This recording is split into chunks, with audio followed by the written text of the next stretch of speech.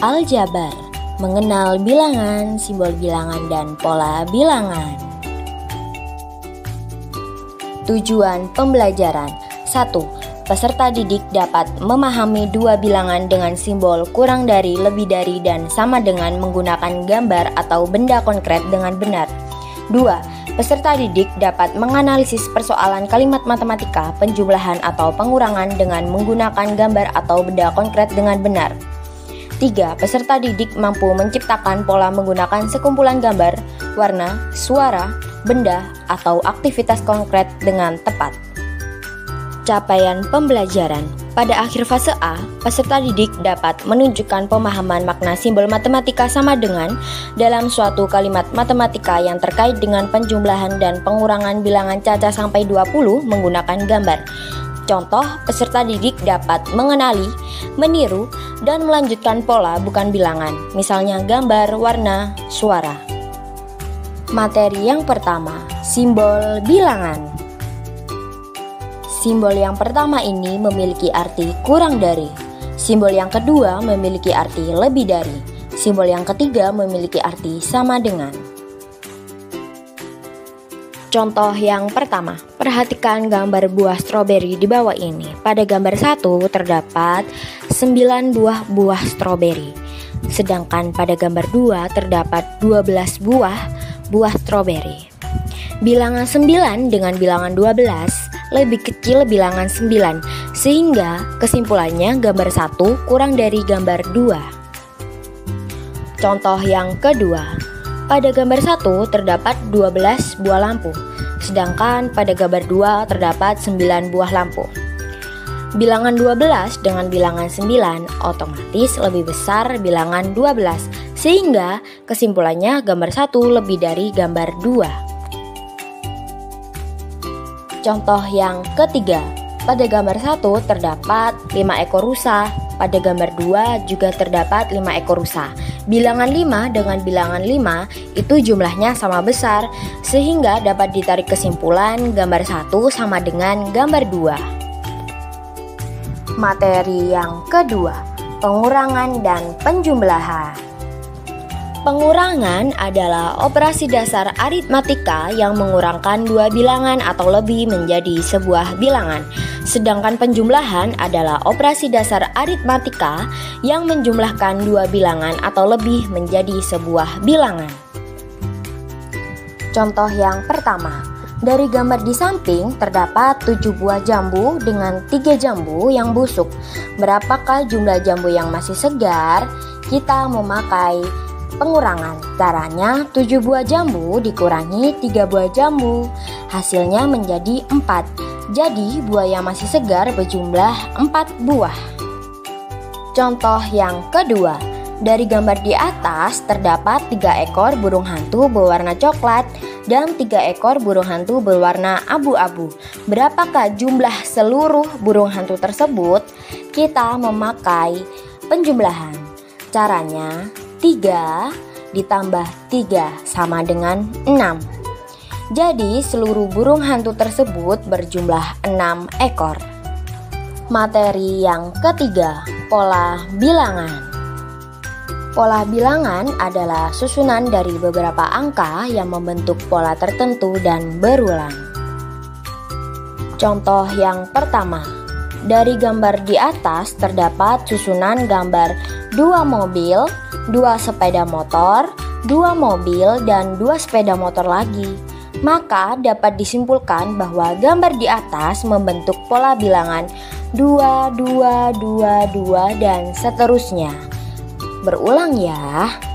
Contoh yang kedua, dari gambar di atas terdapat susunan gambar 2 bintang, 1 bulan, 2 bintang, 1 bulan.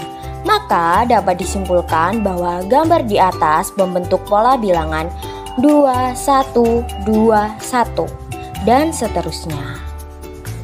Latihan soal. Kerjakan latihan soal berikut ini dengan penuh semangat dan serius. Sebelum mengerjakannya, berdoalah terlebih dahulu. Latihan soal yang pertama, berilah simbol bilangan yang tepat pada gambar di bawah ini.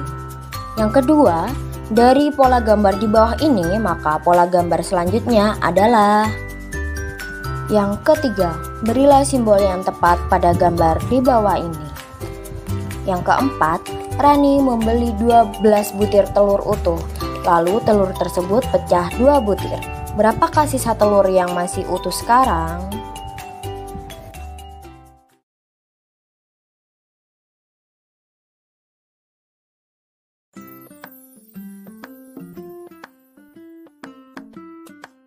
Halo anak-anak, sudah siapkah belajar hari ini?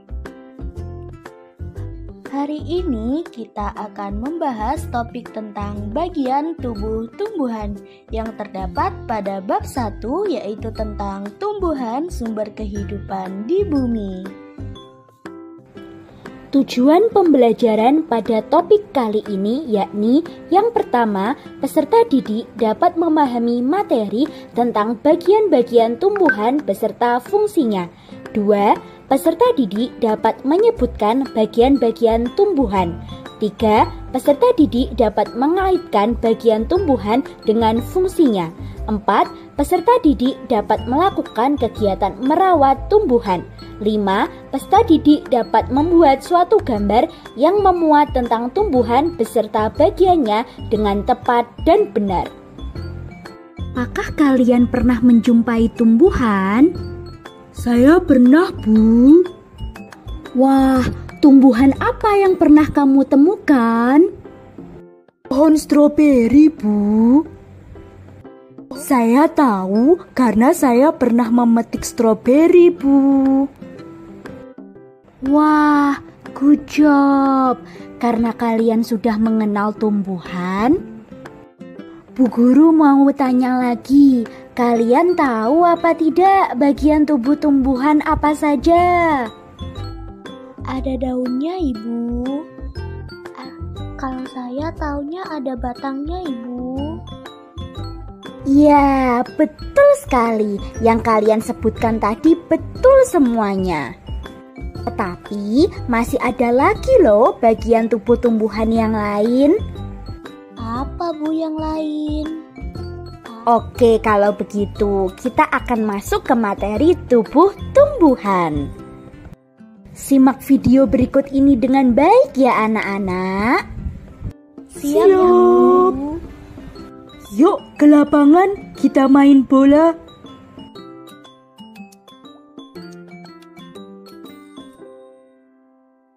Nah, kan buahnya jatuh.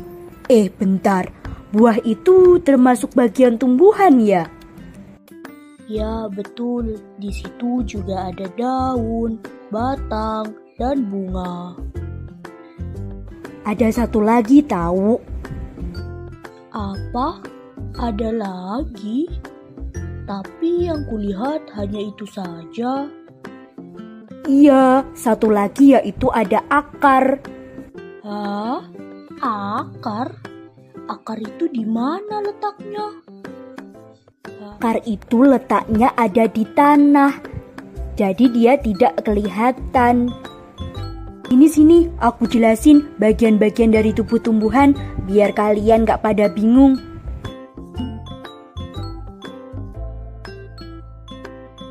Bagian tumbuhan pertama ialah akar yang memiliki fungsi guna menyerap air, garam mineral, dan menopang tumbuhan. Akar dapat menopang tumbuhan agar tetap berdiri meski diterpa angin atau hujan. Selain itu, akar juga memiliki fungsi untuk menyimpan cadangan makanan. Bagian tumbuhan selanjutnya ialah batang yang berfungsi menghubungkan akar dan daun serta membuat tegak tumbuhan. Selain itu, batang juga berfungsi untuk menyimpan cadangan makanan juga. Batang juga memiliki fungsi untuk jalannya sari-sari makanan hasil fotosintesis guna disebarkan ke seluruh bagian tumbuhan. Bagian tumbuhan berikutnya ialah daun yang memiliki fungsi sebagai tempat fotosintesis.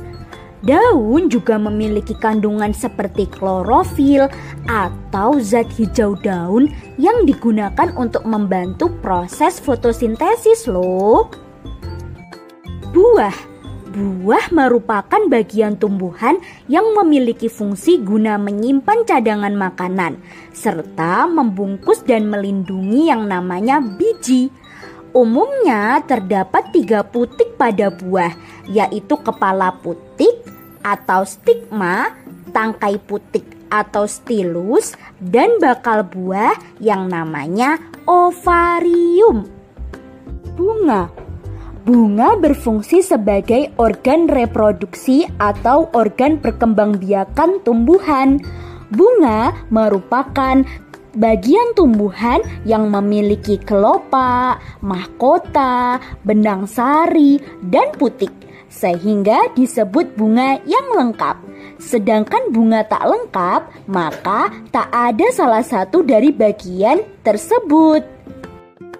Oh iya, aku sekarang sudah tahu apa saja bagian dan fungsi dari tumbuhan. Nah, karena kalian sudah tahu, kita tidak boleh merusak tumbuhan dan harus menjaganya, teman-teman. Sini, gantian aku kasih tahu cara merawat tumbuhan dan apa akibat jika kita tidak merawat tumbuhan. Cara merawat tumbuhan. Yang pertama, melakukan kegiatan menyirami tumbuhan dan memberikan tumbuhan pupuk. 2. Tidak menebang tumbuhan secara sembarangan. 3. Melakukan kegiatan penanaman kembali atau reboisasi terhadap tumbuhan. 4. Memastikan tumbuhan bebas dari hama. 5. Tak lupa memotong bagian tumbuhan yang telah kering atau mati. Nah, apa yang terjadi jika kita tidak menjaga atau merawat tumbuhan? Yakni akan terjadi fenomena seperti ini. 1. Akan terjadi bencana alam seperti kebakaran hutan, tanah longsor, dan banjir. 2. Suhu di bumi semakin panas karena tumbuhan semakin berkurang. 3. Udara yang makin tidak sehat. 4. Hewan akan kehilangan tempat tinggal. Nah, setelah menyimak video tadi, apakah kalian sudah paham apa saja bagian beserta fungsi dari tumbuhan? Sudah, Ibu. Sudah. Oke, agar kalian semakin paham, kerjakan soal berikut ini ya.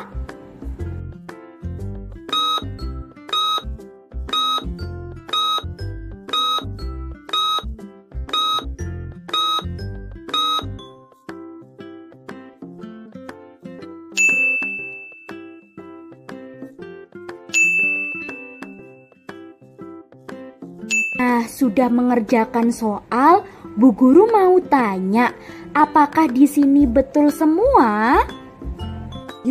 Saya benar, Bu. Saya masih salah, Bu. Tidak apa-apa, semua sudah sangat baik. Good job. Tepuk tangan untuk kita semua.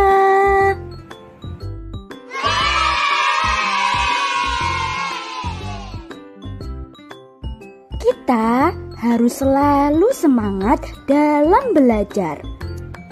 Betul sekali, karena kalau kita semangat belajar, kita bisa menjadi anak yang pintar. Betul-betul, kita bisa lebih mudah untuk menggapai cita-cita kita di masa depan nanti.